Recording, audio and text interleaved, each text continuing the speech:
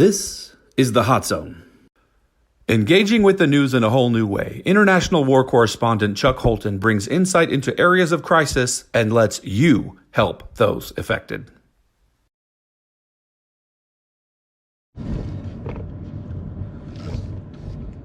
Hey folks, Chuck Holton here. I am in Los Angeles, California, and I've been driving around here for a couple days now. From north to south, this is a really big city. I mean, their mountains are pushed way back. They got a lot of space. And you can find nice neighborhoods and bad neighborhoods. And so I don't want to give you the impression that all of Los Angeles looks like what I'm about to show you.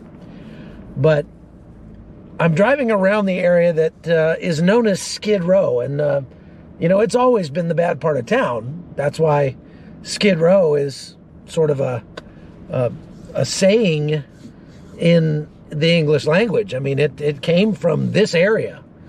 But Skid Row is much worse than I have ever seen it. I've been here before. Last time was maybe 3 years ago. But I've never seen it like it is now. And what I'm going to do is just drive you through Skid Row. We're going to drive through this part of Los Angeles. And I just give you a chance to see what a mess it is. This is unbelievable. So I'm just driving along. I'm going to turn the camera a little bit outward so you can just take a look at the massive. They say that there's something like 60,000 or more homeless people in Los Angeles now. I would say it's got to be at least that much. I mean, how do they even count? Let me turn into the sun here. See if I can keep from hitting this guy on his scooter. How do you even count the number of homeless people? I don't know. But there are these tents set up on the sides of the road here, on the sidewalks, and this just goes on for miles. This is not just a couple of square blocks like this. This goes on and on and on and on, and it just keeps getting worse. I mean, it's like the homeless, any place within 5 miles of downtown where there's an open spot, where a homeless person could sleep, there's probably a homeless person there. But down here, it is just, just solid, absolutely solid, with a tremendous amount of drug use.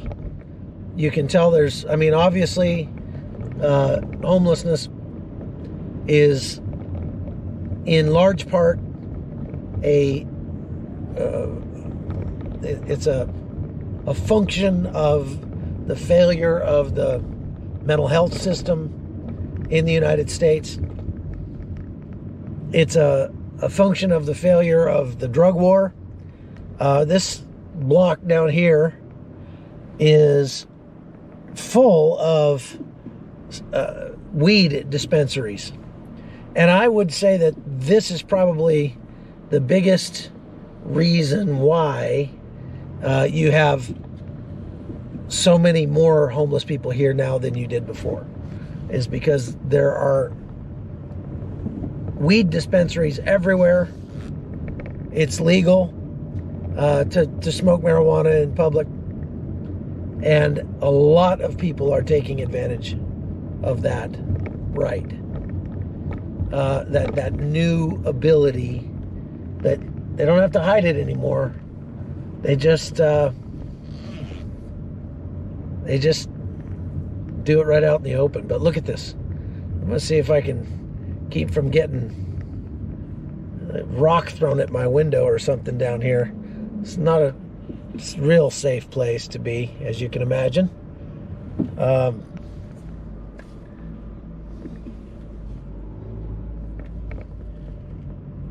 Just a tremendous, incredibly sad thing to see here. I'm just going block by block. Let's see if I can get through here. People crossing the street, wandering around. This guy's in his socks with his sleeping bag over his shoulder.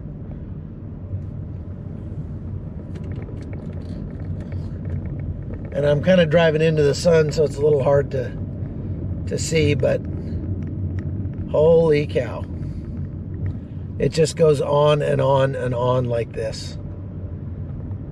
I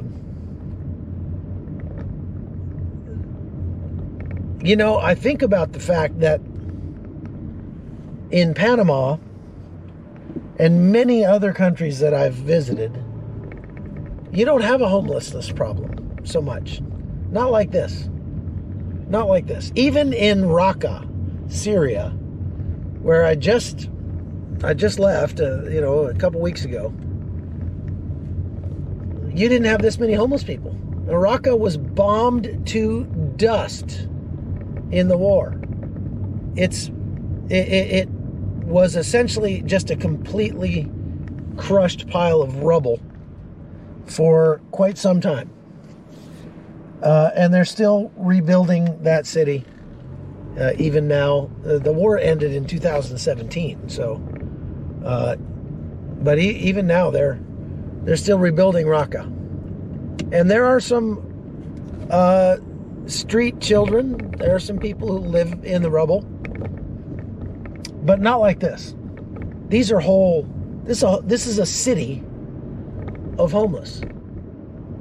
It's a city of very, not just down on their luck people, but it's a city of mentally ill. It's a city of drug addicted.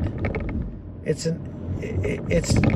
absolutely amazing to me, the scope of misery that I'm witnessing right now. I mean, mind-boggling. I'm going to turn around here. I mean, you go to Panama. Panama is much poorer than the United States per capita, on average, much poorer. But you don't have homelessness like this because it's uncomfortable to be homeless in Panama. There are no programs to help you.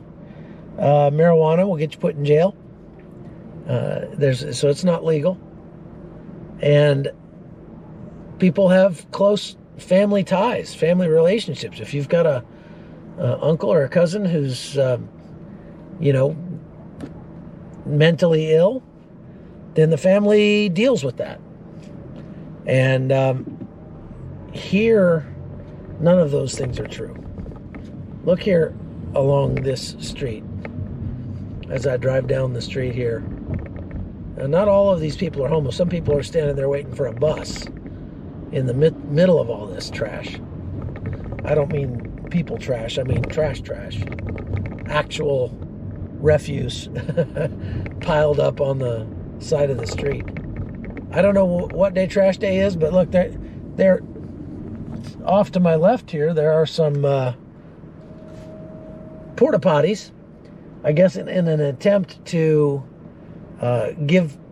keep people from defecating on the street like they are famously doing all over in San Francisco.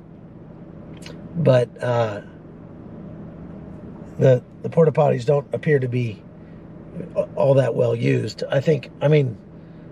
Ask yourself what you would do. Would you want to use a nasty porta potty where people had been doing drugs and who knows what in there? Or would you rather go find a street corner someplace and sort of, try to just do your business, as best you can? Yuck.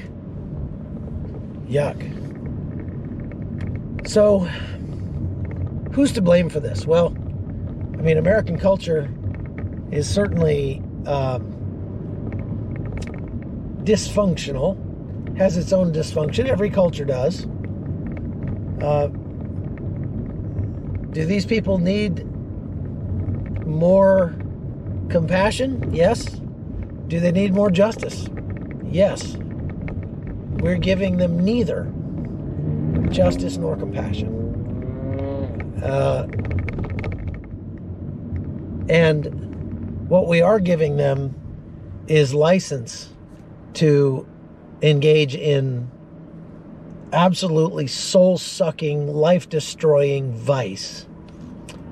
And that's not doing them a favor.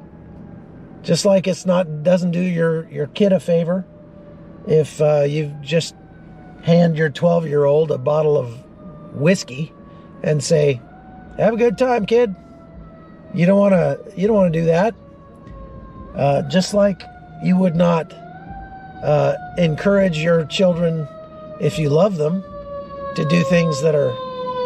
There goes the fire truck. If you love your kids, you're not going to encourage them to do things that are unhealthy for them or damaging to their life, that will limit their options in the future. But we've all known those kinds of parents who are just so permissive with their kids that they just won't say no to them. They won't do anything. They're just so passive. They just let their kids do whatever they want. And if their kids are screaming bloody murder in the restaurant, or jumping up and down on the seat, or causing a problem on the airplane. I saw a kid on the airplane a while back literally jumping up and down on the seat back tray and pulling the hair of the woman in front of him. And the mother sitting right next to the kid was not doing a thing about it. Just letting him, as like shrug, oh well, nothing I can do. Yes, there is something you can do. You're bigger than he is, But we've all known parents like that, and those parents don't just make their own lives miserable. They don't just make their children miserable. They make everybody around them miserable because of their permissiveness.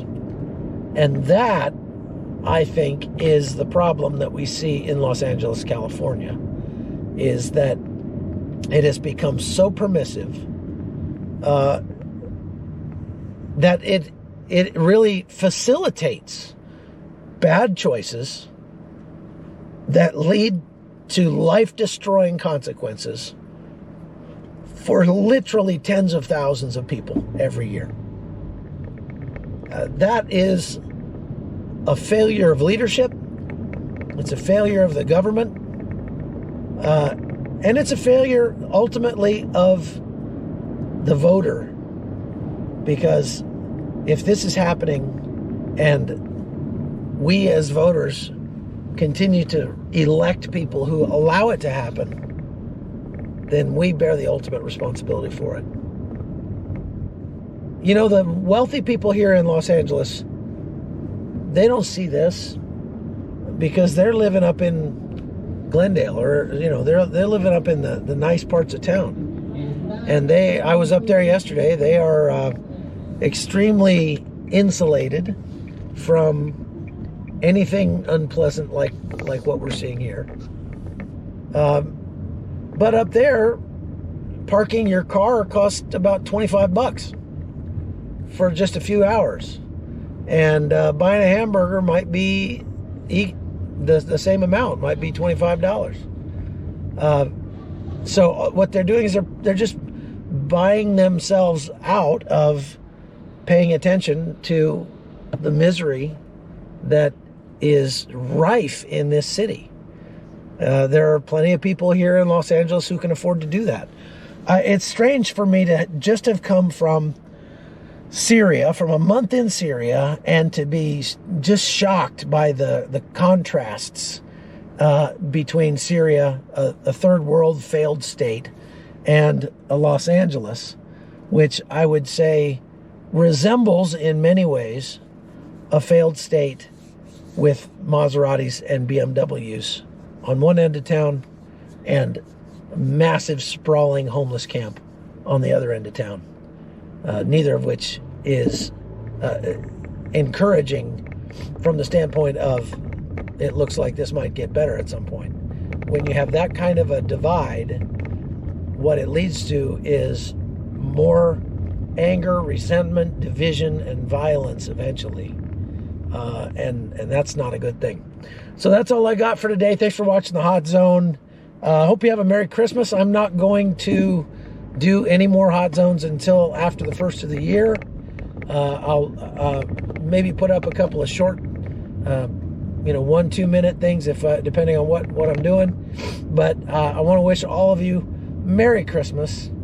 Don't forget the reason for the season is that a baby came to earth and lived among us and lived a sinless life and then died for our sins so that we could spend eternity in a place where there is no suffering, there is no homelessness, there is nobody who's unwanted, there's no sickness, there's no death.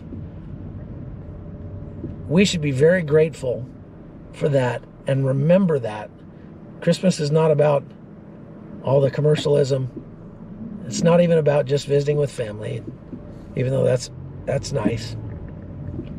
Christmas is about remembering the Savior, Christ the Lord. Thanks for listening. Thanks for watching. We'll see you again next year. Chuck Holton, out. The Hot Zone is produced by Amy Holton and Livefire Media. Copyright 2021.